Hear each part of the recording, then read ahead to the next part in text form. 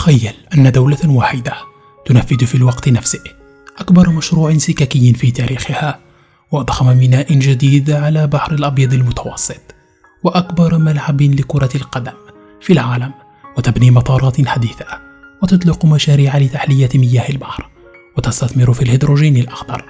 كل ذلك قبل حلول عام 2030.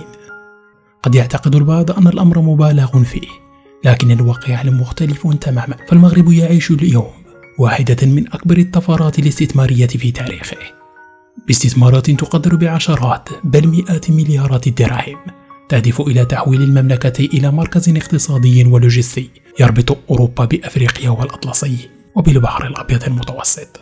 في هذا الفيديو سنأخذكم في جولة بين أكبر 10 مشاريع يجري تنفيذها في المغرب، وسنستعرض أرقاما رسمية وحقائق قد تسمعها لأول مرة. لذلك أنصحكم بمشاهدة الفيديو حتى النهاية، لأن الموضوع الأخير قد يكون الأكثر تأثيرا في مستقبل المغرب. المشروع الأول، القطار فائق السرعة TGV.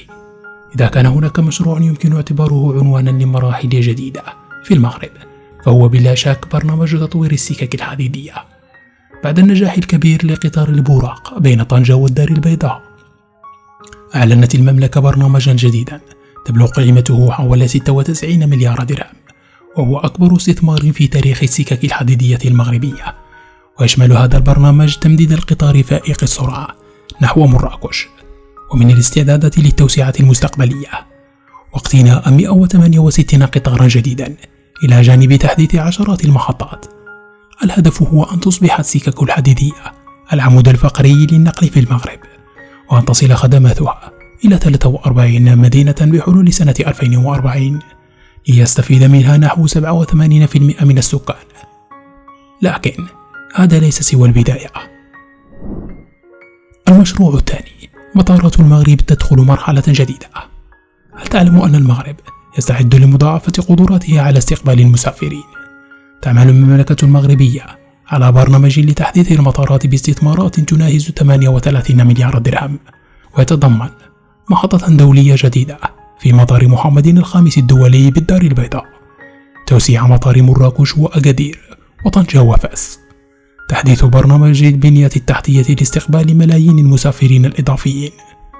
الهدف هو رفع الطاقة الاستيعابية إلى نحو 80 مليون مسافر سنويا بحلول عام 2030، وهو ما سيجعل المغرب من أكبر مراكز النقل الجوي في القارة الأفريقية.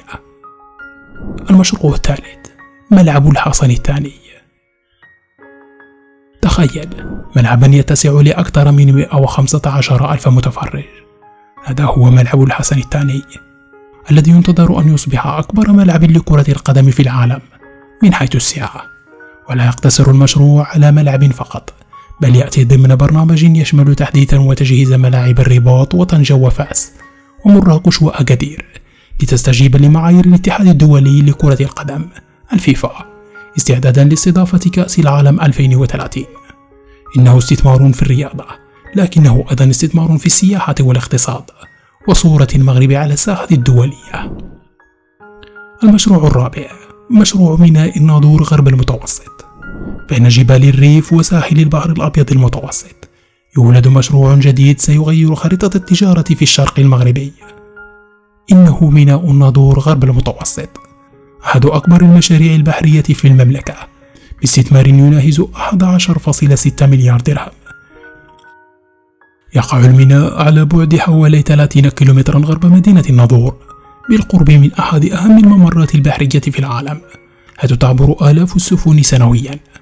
ويتضمن المشروع حاجزا بحريا رئيسيا بطول يقارب 4300 متر، حاجز ثانوي بطول 1200 متر، محطة للحاويات، محطة للطاقة، محطة للمنتجات البترولية، أرصفة متعددة للبضائع.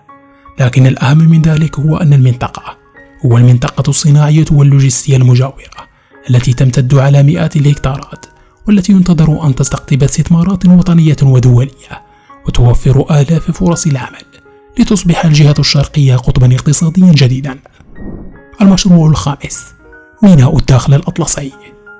إذا كان ميناء طنجة المتوسط يربط المغرب بأوروبا، فإن ميناء الداخل الأطلسي يفتح الباب نحو أفريقيا والأمريكيتين، هذا المشروع العملاق تبلغ كلفته حوالي 13.6 مليار درهم، ويشمل هذا المشروع ميناء أعماق، جسرا بحريا بطول يقارب 1330 متر، طريقا جديدا يربط الميناء بالشبكة الطرقية، مناطق صناعية ولوجستية، وصيد بحري. يهدف المشروع إلى جعل الداخلة منصة للتجارة مع دول غرب أفريقيا، وتعزيز مكانة المغرب كبوابة اقتصادية بين القارتين. المشروع السادس، دورة تحلية مياه البحر.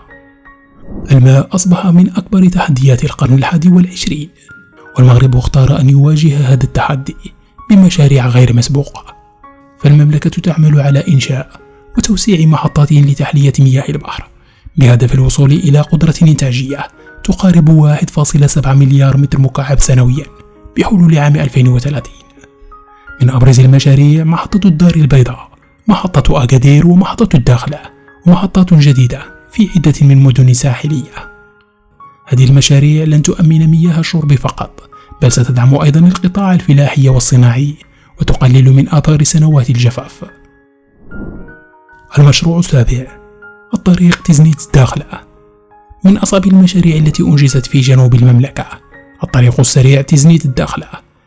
يمتد هذا المحور على أكثر من 1000 كيلومتر، ويربط الأقاليم الجنوبية بباقي أنحاء المغرب، وقد شمل عشرات القناطر، محاور جديدة، تحسين السلامة الطرقية، تسهيل نقل البضائع والمسافرين.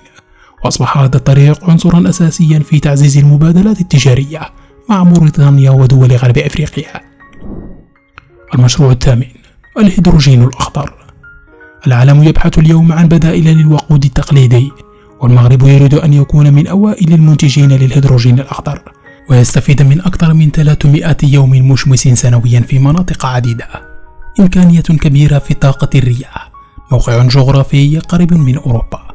وقد أطلقت المملكة مبادرة لتطوير هذا القطاع عبر شراكة مع مستثمرين دوليين، مع تخصيص مساحات واسعة لإقامة مشاريع إنتاج الهيدروجين الأخضر ومشتقاته، بهدف جعل المغرب مركزا إقليميا للطاقة النظيفة. المشروع التاسع، المدن الصناعية الجديدة. لم تعد الموانئ وحدها كافية، لهذا يعمل المغرب على إنشاء وتوسيع مناطق صناعية ولوجستية حديثة مرتبطة بالموانئ والطرق والسكك الحديدية، ومن أبرزها المنطقة الصناعية لميناء الناظور غرب المتوسط، توسيع المنصات الصناعية بطنجة، مناطق صناعية جديدة في جهات مختلفة. الهدف هو جلب استثمارات أجنبية ورفع الصادرات وخلق آلاف فرص الشغل وتعزيز التصنيع المحلي. المشروع العاشر، القطار الجهوي ROR. بعد نجاح قطار البراق يستعد المغرب لإطلاق مشروع جديد سيغير التنقل اليومي داخل أكبر مجمع حضاري في المملكة. إنه مشروع القطار الجهوي السريع ROR الذي سيخدم جهة الدار البيضاء سطات، حيث يقطن ملايين السكان ويشهد أكبر حركة تنقل في المغرب.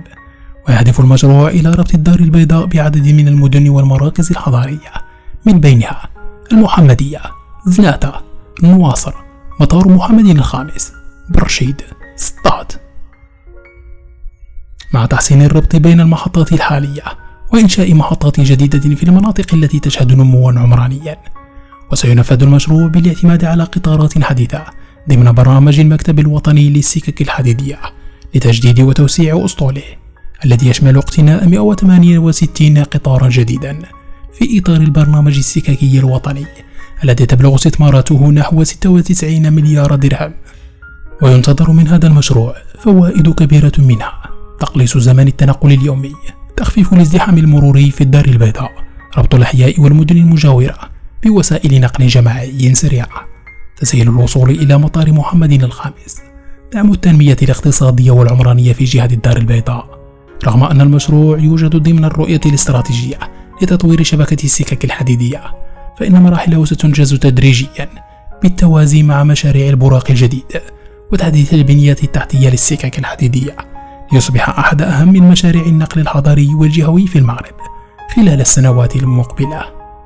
عندما ننظر إلى هذه المشاريع مجتمعة، ندرك أن المغرب لا يبني منشآت متفرقة، بل ينفذ رؤية مكتملة لمستقبل الاقتصاد والبنية التحتية، من برنامج سككي بقيمة 96 مليار درهم إلى مطارات حديثة وموانئ عملاقة ومحطات لتحلية مياه البحر ومناطق صناعية. واستعدادا لكأس العالم 2030 تدخل المملكة مرحلة جديدة من التحول الاقتصادي.